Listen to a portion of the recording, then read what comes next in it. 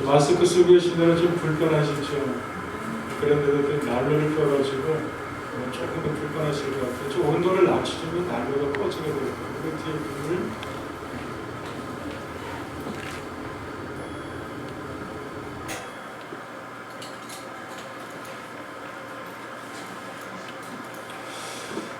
오늘 이렇게 말씀을 이렇게 나누게 되는데요. 오늘 저도 여러분도 성령의 도우심 말씀 잘 또 우리가 나누고 또 성령의 도우심으로 말씀을 잘 우리가 들어서 듣고 전하는 그 말씀으로 우리의 믿음이 세워져가는 그런 시간 되기를 간절히 소망합니다. 하나님의 말씀은 살아있는 말씀입니다. 그래서 하나님의 말씀을 듣고 하나님의 말씀을 읽고 깊이 반복해서 우리가 그 말씀을 곱씹을 적에 우리 안에 변화가 생겨지게 됩니다. 우리 인생은 갈대같이 바람이 불면은 이러저러 흔들리는 인생입니다. 그렇기 때문에 참 안정감을 갖기 쉽지 않은 것 같아요. 왠지 모르게 불안정감이 있고 그렇습니다. 그런데 이 말씀 우리 가운데 안정감을 주며 또 우리는 우리 몸의 세밀한 부분까지 살필 수가 없습니다. 육신의 눈으로 우리는 영혼의 상태를 볼 수가 없습니다. 그러나 말씀은 우리들에게 우리 각자 영혼의 상태가 어떤지를 또 알게 해주고 깨닫게 해주게 됩니다. 하나님의 살아있는 말씀을 영혼에 힘을 주고 말씀의 세상에 이룰 수 없는 위로와 평강과 영생에 대한 거룩한 소망을 우리에게 줍니다. 그래서 언제든지 하나님의 사랑은 계속해서 하나님의 살아계신 말씀의 자리로 언제든지 돌아가는 겁니다. 염려 걱정이 살아가면서 어느 날 가득한데 어느 성경을 폈더니 그런 말씀이 눈에 띄입니다. 아무것도 염려하지 말아라. 오직 모두의 기도와 간구로 너희 구할 것을 감사로 하나님께 아뢰라. 이 말씀이 문득 눈에 띕니다. 많이 들었던 말씀인데 읽었던 말씀인데 어느 날 이 말씀이 우리 영혼에 가득하게 강하게 부딪히게 됩니다. 그러면서 무릎을 칩니다. 내가 왜 염려하고 있지? 모든의 기도와 간구로 너 필요한 것을 감사함으로 아뢰라고 하셨는데 내가 왜 이러고 있지? 그러면서 정신이 번쩍 나게 되면서 내가 걱정하고 염려하고 근심했던 것들을 그냥 하나님께 감사하며 아뢰며 맡기는 그 자리에 갈 적에 우리 속에 놀라운 해방감과 기쁨과 평강이 물르듯이 밀려오게 되는 것을 경험하는 것입니다. 어떤 새로운 이런 과정을 통해서 하나님의 말씀 앞으로 더 가까이 나가게 되는 것이고 그러면서 신앙이 성장해 나가게 되는 것입니다. 조금씩 성장해 나가게 되는 것입니다. 오늘 함께 읽어드린 이 말씀을 통해서 우리 가운데 기쁨과 자유가 있었으면 좋겠습니다. 오늘 함께 나눌 말씀을 통해서 우리 가운데 믿음의 거룩한 소망과 하나님에 대한 신뢰감이 우리들에게 많이 싹텄으면 좋겠습니다. 오늘 읽은 성경 말씀은 믿음의 사람 다니엘의 이야기입니다. 하나님께서 하나님을 경외하는 인생에게 믿음으로 사는 인생을 결코 하나님 부끄럽게 하지 않으십니다. 그렇게 말씀하셨어요. 나는 나를 존중하는 자를 내가 존중히 여길 거야. 근데 나는 나를 멸시한 자도 나는 멸시할 거야. 그냥 뒷말이 그냥 싫은 것 같아요. 앞말은 참 좋을 것 같고. 하나님은 존중하는 자를 하나님 존중히 여기신다고 하세요. 시편 23편에서도 주께서 내 원수의 목전에서 내게 상을 차려주신다고 하십니다. 원수의 목전에서 하나님께서 인생을 높이신다고 하는 거예요. 빛나게 해주신다고 하는 것입니다. 하나님 땅을 두루 살피시면서 전심으로 자기를 향하는 자들을 찾으시고 이러한 자들을 위해서 능력을 베푸신다고 하십니다. 전심으로 찾으시는 거예요. 누구를? 자기를 향하는 자들을. 전심으로 하나님을 경외하는 자들을 하나님께서 두루 찾으시고 그리고 인생에게 하나의 능력을 베풀어 주신다고 그렇게 말씀하십니다. 여러분들 하나님 분명 그러십니다. 하나님 하나의 경외하는 인생을 믿음으로 살아내 그러나 우리가 다니엘서 3장 읽었지만 1장에서 나왔던 이 말씀 이야기인데요. 이 다니엘은 뜻을 정하여서 우상이들 음식을 먹지 않았다고 했습니다. 뜻을 정하여서 믿음을 지켜는 다니엘에게 하나님 이방 땅 가운데서 전혀 생각지 못할 귀한 은혜들을 계속대로 베풀어 주십니다. 전혀 아는 사람이 없는 곳입니다. 낯선 것이고, 그래서 바벨론 환관장에게 큰 은혜를 있게 하십니다. 그래서 환관을 통해서 많은 도움을 얻게 되는 거예요. 다니엘이. 세 번의 성경에서는 이렇게 표현하고 있습니다. 한 예능은 다니엘이 환관장 축복이 인생들에게 참 필요한데 하나님이 이 은혜를 다니엘에게 이렇게 크게 주셨던 것입니다. 요셉도 종으로 팔려가게 됩니다. 그런데 요셉도 하나님께서 만남 은혜를 내려주십니다. 주인에게 커다란 은혜를 있게 하셨고 억울한 누명을 쓰고 감옥에 갇혔을 때도 간수에게 큰 은혜를 하나님께서 있게 하셔서 그것에서 요셉이 또 살게 되는 것도 우리가 볼 수가 있게 됩니다.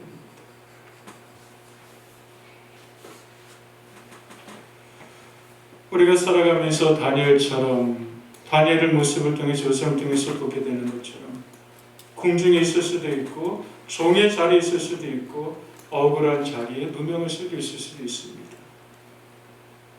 그러나 중요한 것은 무엇일까요?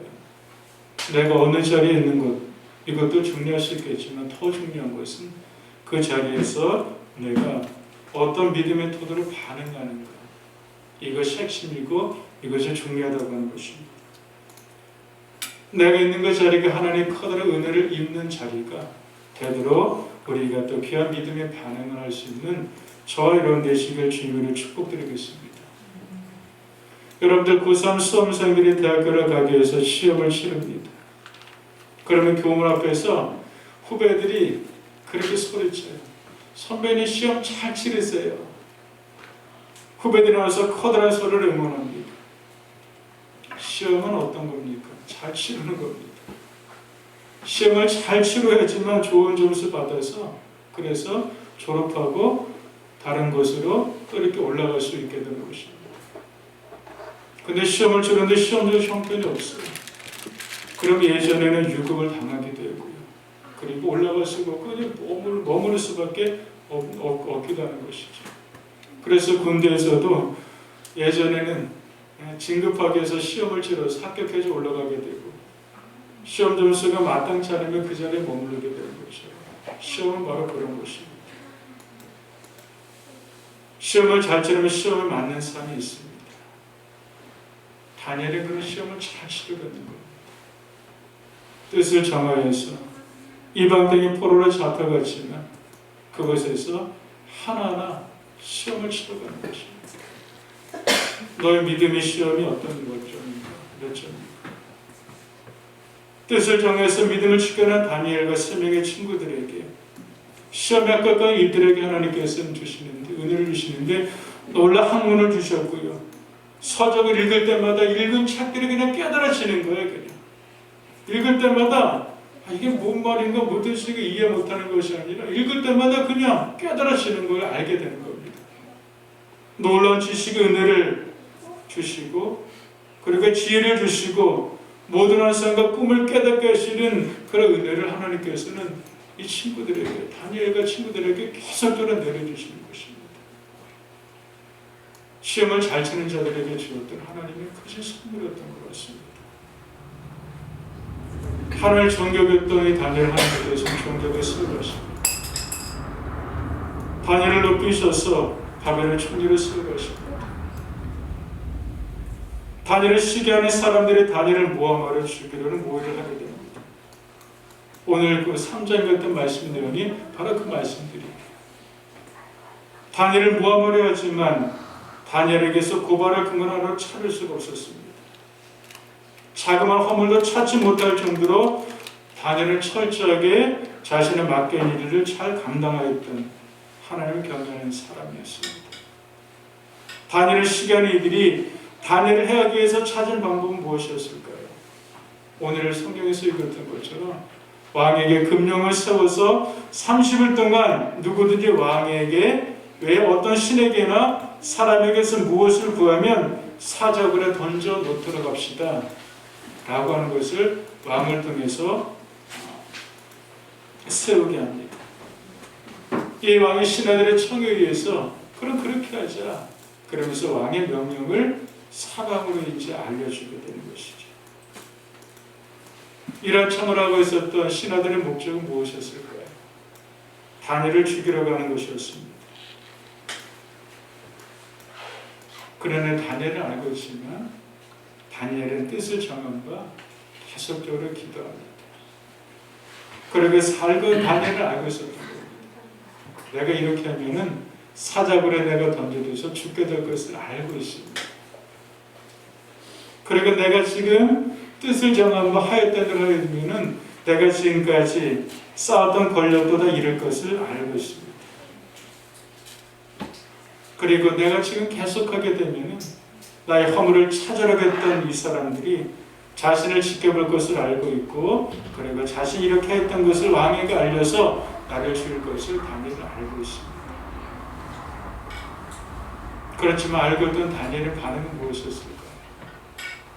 죽으면 죽으리라는 태도로 뜻을 정한 바 과거 했던 대로 자기 집에 들어가서 윗방에 올라가서 예루살렘 향해서 창을 열고 전에 하던 대로 하루 세 번씩 무릎을 꿇고 기도하면서 하나님께 감사하는 그 자리를 다니엘이 놓치지 않았다는 것입니다. 무엇이 그랬었을까요? 다니엘은 두려워하지 않았습니다. 왜 그랬습니까? 인간의 생사를 주관하시는 분은 하나님이시라는 믿음을 다니엘이 가지고 있었기 때문에 인간의 생과 사업, 화와 복을 주관하시는 분은 하나님이십니다. 그래서 다니엘이 위급한 상황에서도 전에 하던 대로 기도하며 전에 하던 대로 감사하며 알면서도 그 자리를 들어가는 것입니다. 우리 믿음으로 살아가면서 시험이 올 적에 믿음으로 살 적에 좀 버거운 일에 우리 인생에 밀려오게 될 적에 우리는 쉽게 원망을 할 수 있습니다. 지금까지 오랜 세월 동안 하나님만을 믿고 살아왔는데 왜 내게 시험을 주십니까? 아내라고 하는 데는 생각에는 문득문득 들 때가 있습니다. 다니엘도 그러지 않으셨을까? 왜 나에게 이런 시험을 주십니까? 내 인생에 이게 뭡니까? 원망하고 싶을 수도 있었을 겁니다.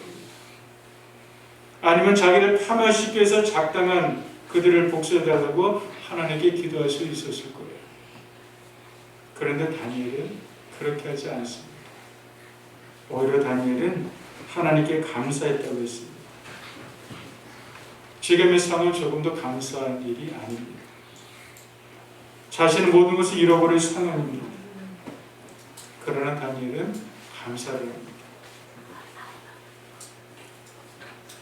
외적 조건에 감사할 수 있는 상황인데 그 조건에서 감사할 수 있었던 것은 하나님의 변함없는 섭리의 사랑을 믿었기 때문인 것이겠죠.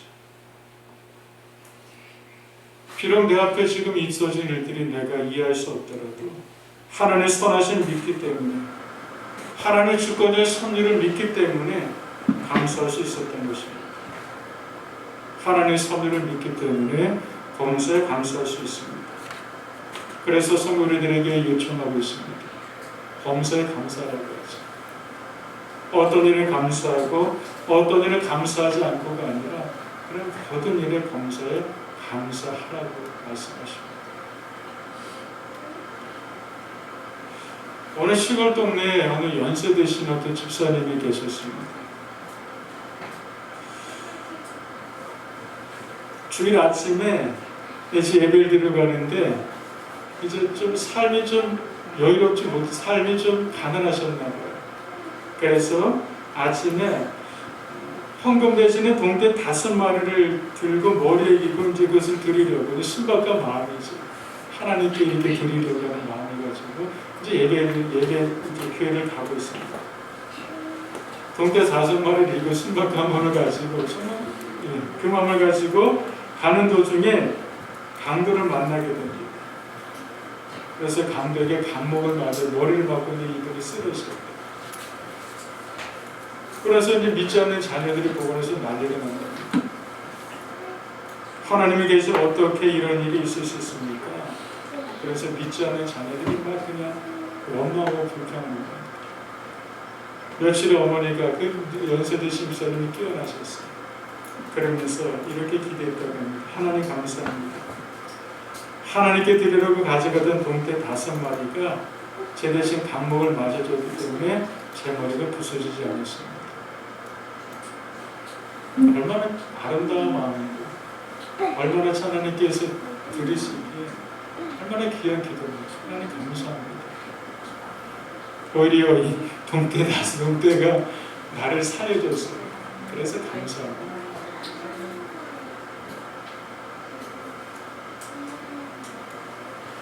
다니엘은 그 상황에서 감사를 합니다.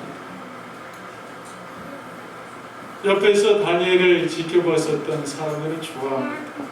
이제 다니엘을 내가 우리가 없앨 수 있겠구나. 직접 왕에게 달려가서 고소를 하게 되는데 왕이 이제 알게 되는 거예요. 이게 악한 계계를 깨겨가지고 다니엘을 죽이려고 하는구나. 그럼 어떡합니까? 금령을 공포해서 이제 기도하는 자들을 다 죽인다고 하는데 어떡합니까? 그래서 할 수 없이 이게 다니엘을 이제 사자굴에 넣게 되는 것이겠죠. 그런데 저는 말씀을 읽다가 단순한 그 성경의 말씀인데 이 말씀 너무나도 마음에 와서 부딪히는 거예요. 오늘 읽었던 말씀인데 이것입니다.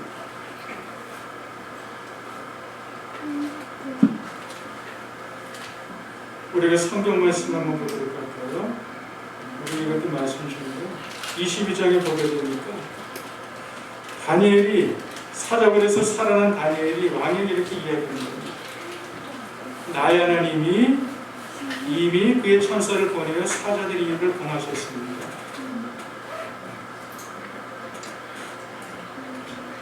나의 하나님이 이미 그의 천사를 보내어서 사자들의 입을 봉하셨습니다.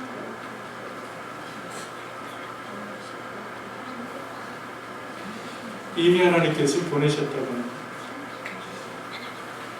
내가 믿음으로 반응하고 하나님을 신뢰하는 그 속에 하나님께서 이미 입을 봉하셔서 준비해 놓으셨다고 하는 것입니다.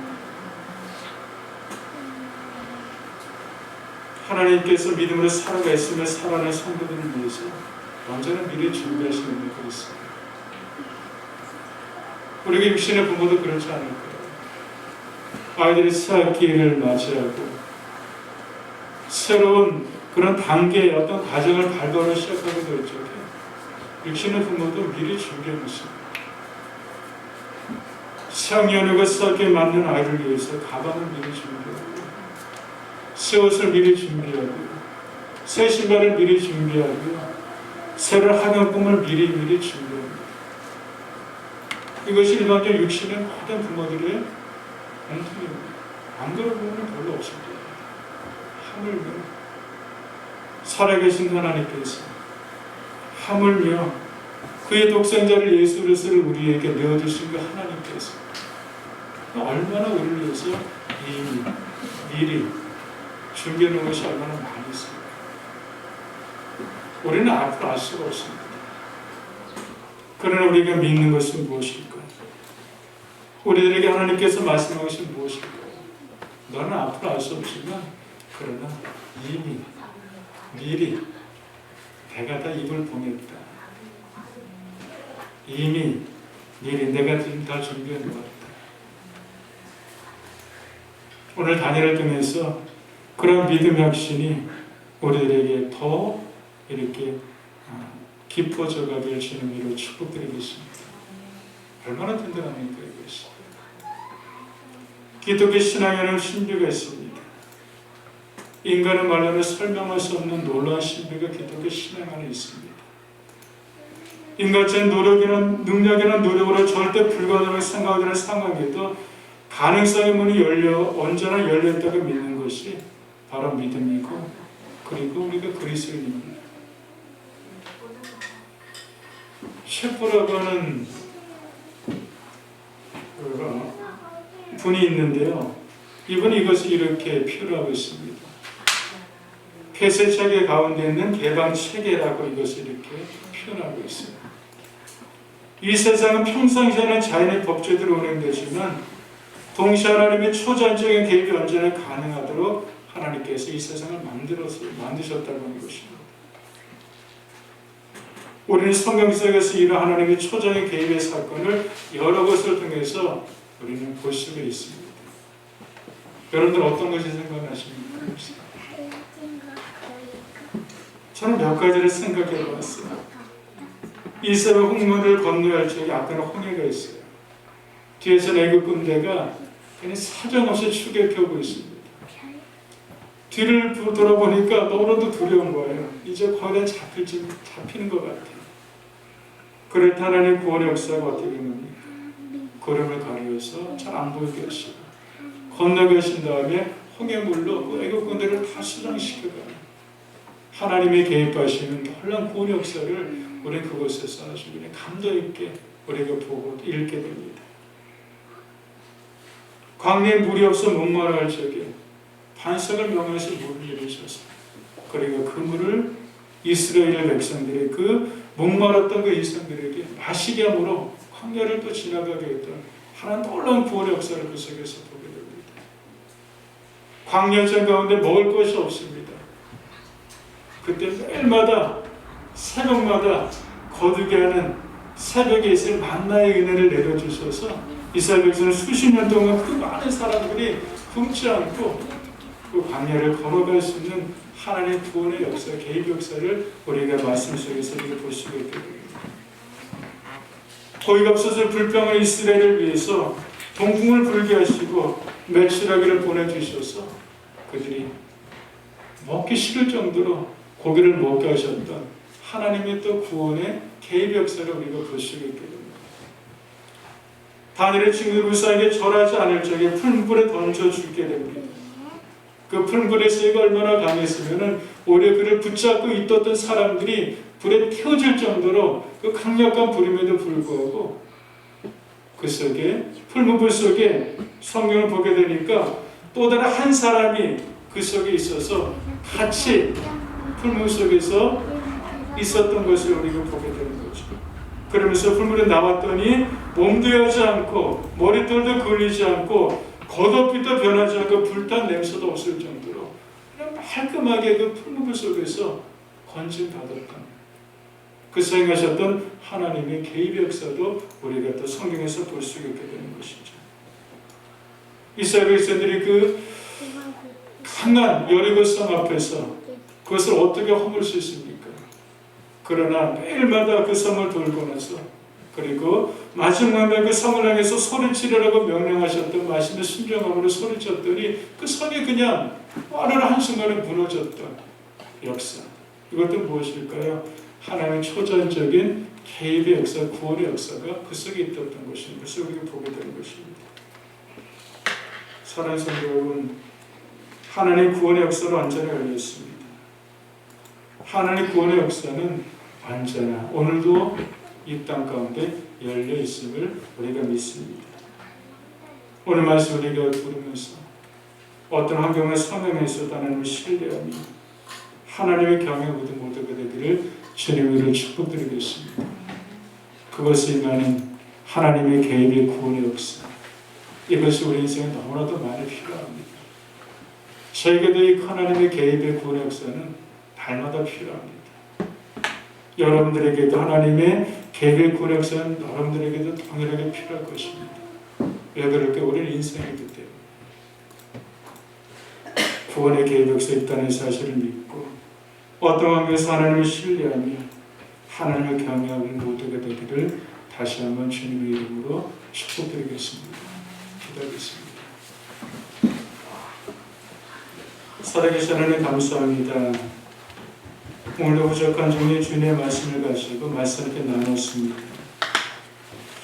하나님 사랑의 말이 있다면 주님께서 제거해 주시옵시고 미련한 피언과 미련한 말이 있다면 주님께서 씻어주시고 그리고 하나님 원하시는 그 귀한 믿음의 말씀만이 저에게도 하나님 사랑하는 성도들에게도 마음속에 심겨지고 영혼에서 깊이 기억되게 돼서 그 말씀으로 힘을 얻고 위로와 평강을 얻고 소망을 얻으면서 이 세상 속에 믿음으로 살아갈 수 있는 은혜 성도들로 우리 모두를 주님 세워주시고 축복하여 주시옵소서.